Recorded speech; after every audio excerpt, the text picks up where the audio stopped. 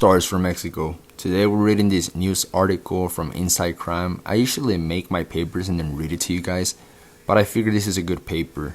It talks about the Mexican officials that are being accused of involvement with organized crime in Mexico. So let's get right into the paper. The news article is from Insightcrime. I've read a couple of Insightcrime already. I think I've read two of them in this YouTube channel already.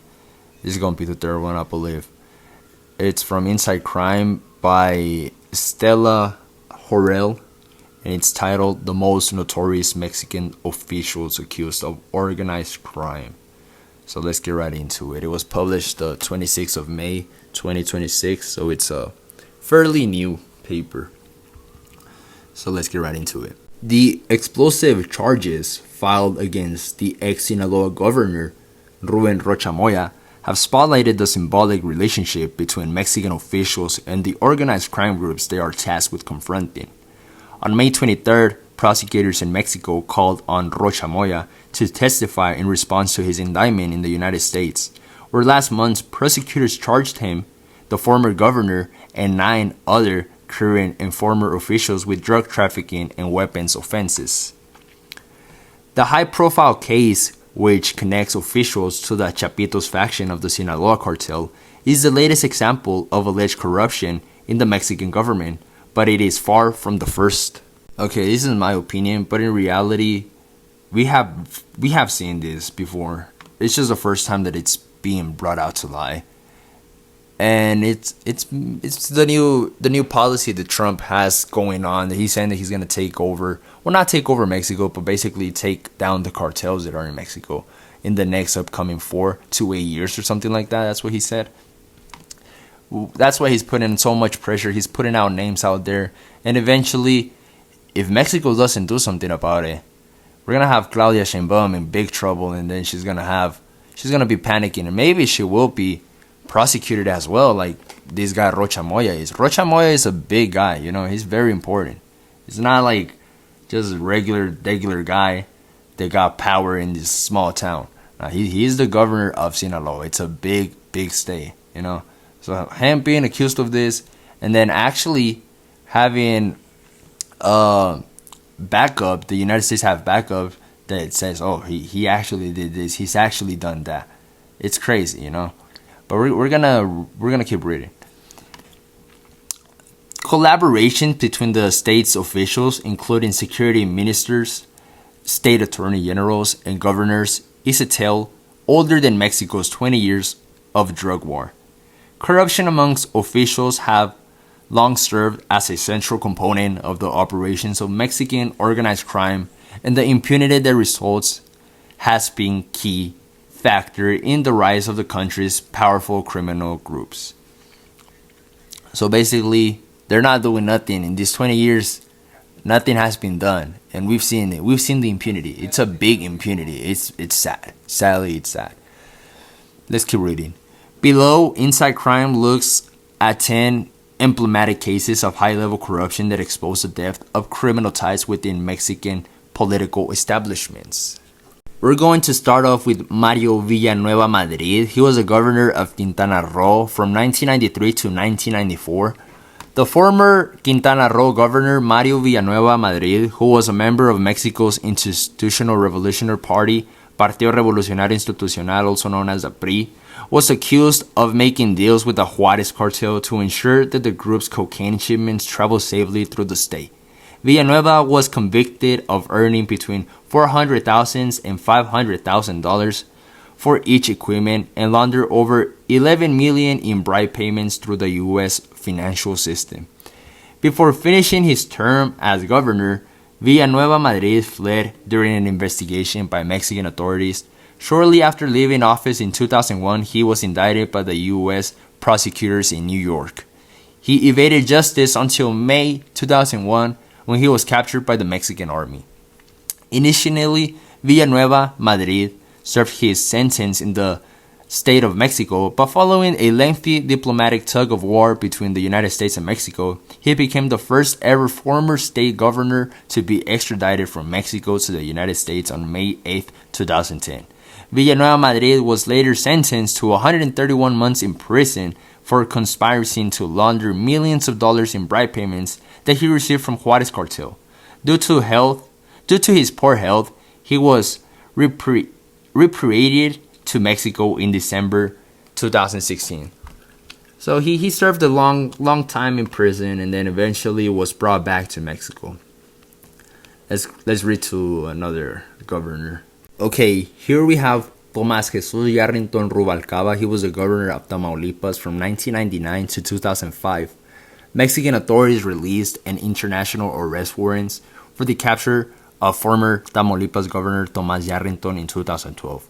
Building on the charges leveled against him in Mexico, he was indicted a year later in Texas for accepting millions of dollars in bribe from the Gulf Cartel and the Zetas. Prosecutors alleged Yarrington, also a member of the PRI, he began cooperating with drug traffickers while the mayor of the U.S.-Mexico border city of Matamoros. According to the indictment, Yarrington helped criminal groups smuggle cocaine into the United States through the Gulf port of Veracruz. He then invested some of the illicit profits from these arrangements into property and construction firms in Texas. According to the Federal Bureau of Investigation, also known as the FBI, Yarrington fled Mexico in 2012. 5 years later, on April 9, 2017, he was detained in Italy, then extradited to the United States 1 year later. In 2021, he admitted to accepting over $3.5 million in bribes and using that money to fraudulently purchase property in the United States. Though Yarrington was released on November 2024, he is still wanted by Mexico's Attorney General office.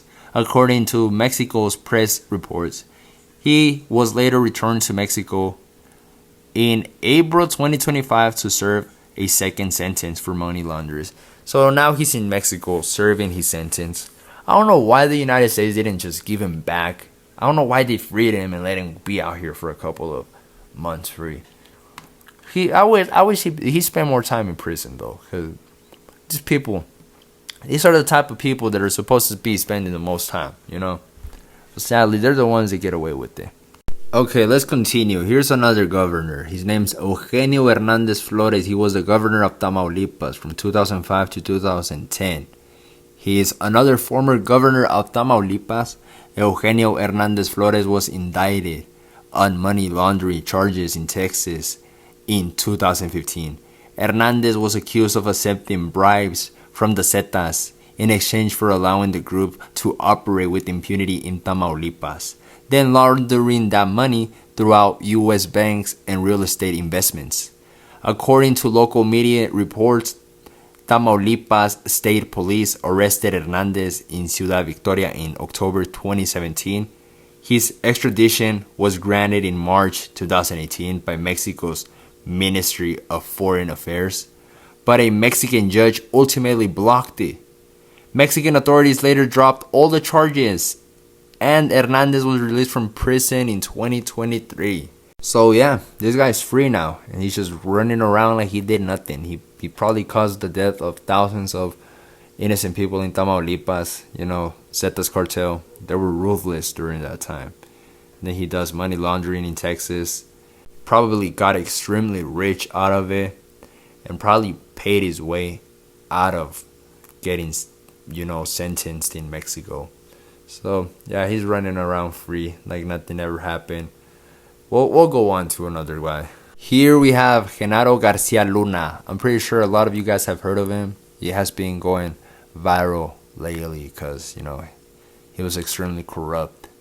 Genaro Garcia Luna was Mexico Public Security Ministry from 2006 to 2012. As the former head of Mexico's Federal Investigation Agency, Agencia Federal de Investigación, AFI, and the country's public secretary-chief from 2006 to 2012, Genaro Garcia Luna is one of the highest-ranking Mexico officials to be convicted for ties to organized crime.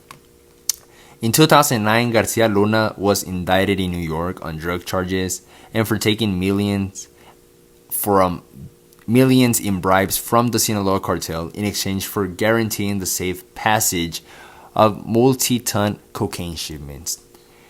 In 2018, a trial of Joaquin Guzman Loera, alias El Chapo, the Kingpin's one-time partner, Jesus El Rey Zambada Garcia, testified to bribing Garcia Luna to provide protection for the Sinaloa cartel. Garcia Luna was residing in the United States when he was arrested in Dallas, Texas, following his U.S. trial in 2023. Garcia Luna was convicted and sentenced to 38 years behind bars in the United States. You don't get away here, man. You don't get away here. You can get away over there in Mexico, but here it's rare. Sometimes they do get away. We'll talk about the criminals that do get away here in the United States. Because some guys have played their cards correctly. Mini Lick, he played his cards correctly. A lot of guys have played their cards correctly and they can get out, but they're just not smart enough. They're not smart enough to stay out. This guy, he wasn't even smart enough to start a negotiation. You know, he was in Texas when he was getting all of these allegations. If he knew it was true, should have got up out of there. But he like I told you, he's not smart. Okay, let's keep going. Here we have Salvador Cienfuegos Cepeda, Mexico's defense minister from 2012 to 2018. Former defense minister Salvador Cienfuegos was indicted by prosecutors in the Eastern District of New York in 2019 for drug trafficking and money laundering. He was arrested at Los Angeles International Airport in October 2020 while on holiday with his family. Cienfuegos was accused of colluding with the H2 cartel, an offshoot of the Beltran Leyva organization. However, the case soon fell apart when the U.S. Justice Department dropped all charges and sent Cienfuegos back to Mexico to be investigated there. Prosecutors said the U-turn was due to important foreign policy considerations. Cienfuegos was later exonerated by Mexican prosecutors, who, on reviewing his financial records during his time in office, found no irregularities. This is a tricky one, you know, because I really don't know too much about this guy. I can't give too much opinions about him. We'll have to look into him. You know, we'll have to get into his information. Okay, here we have Javier Duarte. He's a real evil guy, you know. If you guys know about him, he's evil. Javier Duarte was the governor of Veracruz from 2010 to 2016. Javier Duarte, the former governor of Veracruz, was convicted of criminal association and money laundering after colluding with local crime groups. Duarte went missing amid a flurry of corruption allegations after he resigned from his post in October 2016. He faced charges including embezzlement and misappropriation of over $26 million in state funds and links to organized crime. He was arrested months later in Guatemala, extradited to Mexico, and sentenced to 9 years in prison after pleading guilty to the charges against him. Though Duarte was set to finish his sentence earlier this year, he is currently facing new charges for alleged irregularities in his management of 5 million pesos. 290,000 US dollars is 5 million pesos. And that was on government funds. So Javier Duarte, he's in prison right now. He was hiding in Guatemala. They gave him up, and now he's in Mexico. Javier Duarte, if you guys don't know about Javier Duarte, here's a fact. Really, really evil fact about Javier Duarte. They gave him some money to, you know, help out some kids with cancer. And instead of, you know, sending the kids, medicine, something to help them out, he sends them water. He sends them water bottles. He's an evil guy, you know. He deserves more prison time. He's just messed up. Well, tell you, he has a video coming soon. Javier Duarte, Cesar Duarte, both of them evil people. If you guys have not seen my video about Cesar Duarte, go check that one out. He was the evil guy in Chihuahua. He was like the top most evil guy there. Check that one out. We'll keep going now. Up next is Edgar Beitia. He is a former state attorney general of Nayarit from 2013 to 2017. Edgar Beitia, the former attorney general of Nayarit, was sentenced to 20 years in U.S. prison for drug trafficking in 2019. He was found guilty of directing corrupt officials to aid the H2 cartel in exchange of monthly bribes. The H2 cartel, as we said, was a Beltran Leyva organization. They were part of the Beltran Leyva organization. During his tenure, state officials released members and associates of the group from prison after they had been arrested for drug-related crimes, instructed corrupt Mexican law enforcement officers to target rival drug traffickers for wiretaps and arrests, and assisted organized criminal groups in carrying out murders and other acts of violence, according to the U.S. Justice Department. So while he was in power in Nayarit, he was just helping out that organization, and he was just basically all the people that he had in control. He was just sending them out to target rival cartel that was not the Beltran Leyva. He was part of the Beltran Leyva cartel. They were going after rival cartels, and anybody that was arrested that was Beltran Leyva would be freed in Nayarit. Nayarit was basically like their place. I don't know why they would go out of Nayarit if they had that going there. Okay, up next is Hernán Bermúdez Requena. He was former Public Security Minister of Tabasco from 2019 to 2024. In September 2025, authorities in Paraguay arrested Hernán Bermúdez Requena, Tabasco's former head of security and citizen protection, who was wanted for illicit association, extortion, and kidnapping. During his time in office, Bermúdez Requena was also accused of leading a local criminal cell linked to the Jalisco New Generation cartel. That's crazy. After the accusation went public, Bermúdez Requena fled Mexico. Following his arrest in Paraguay in September 2025, he was extradited in Mexico, where he currently remains in custody. His trial is due to begin in June 1st, 2026. So it's going. His trial is going right now. Hopefully, he gets some prison time. CJ&G, Cartel Jalisco Nueva Generación, they're no joke. They are no joke. Up next, we have Francisco Javier García Cabeza de Vaca. He was the governor of Tamaulipas from 2016 to 2022. In 2021, National Action Party, Partido Accionar Nacional, also known as PAN, member Francisco Javier García Cabeza de Vaca became the 5th governor of Tamaulipas accused of links to organized crime. A year before his time in office was set to come to a close, Mexican Attorney General office issued a warrant for his arrest.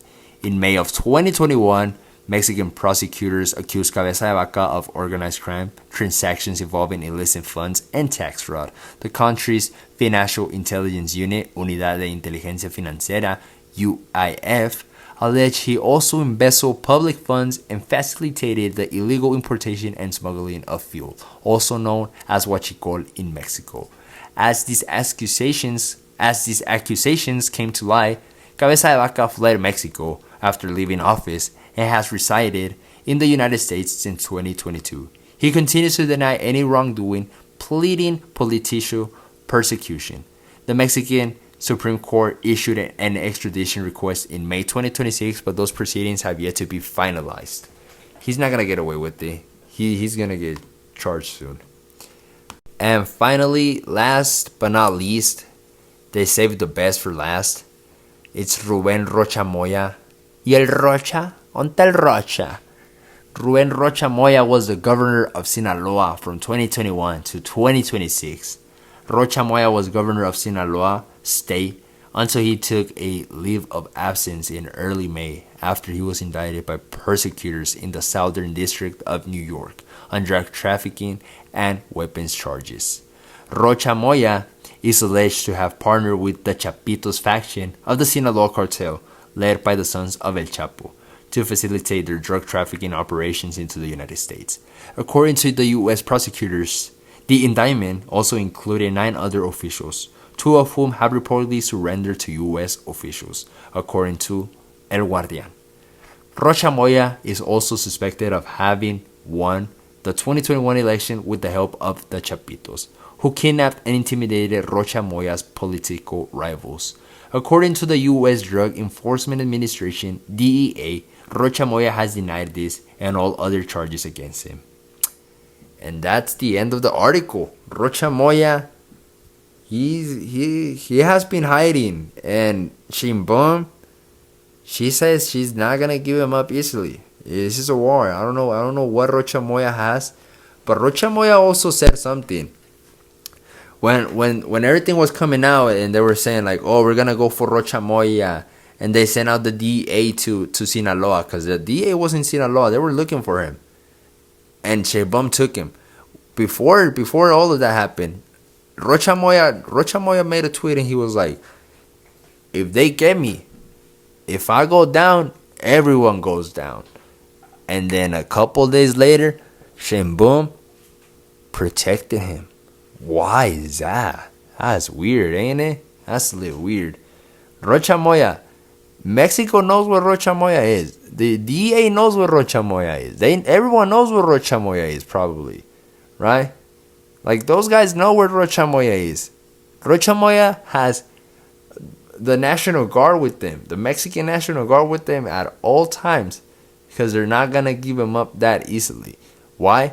Rocha Moya has some very, very important information that can put a lot of people in prison. And they're not giving him up. So it was the end of the article. Hopefully you guys enjoyed this video. I'll get back to more videos. These Insightcrime articles are nice. I'll keep looking for more new articles too. But I am working on videos. I am working on stuff. I'm working on stuff. Working on a video for Eric Morales. Working on a video for Dinamicos and Dinamicos Jr. It's this like musical group. I'm also working on, like I told you guys, about that guy from Veracruz, Javier Duarte. We're also doing one about him. And then Rocha Moya, we're gonna do about Rocha Moya. We're just letting his case go on more. El Pirata de Culiacán, we're doing a video about El Pirata de Culiacán as well. I have a lot of projects. It's just a matter of me putting my effort into them. I'm slacking a little bit. I was also sick, so couldn't really work like I wanted to. But I'm doing a lot of stuff. I'm also getting the daily news back on another YouTube channel called the War in Mexico. I'm gonna link it in bio. And hopefully you guys check that one out. We're gonna get back to it. We're getting back to the grind. Like and subscribe. Let's keep it going.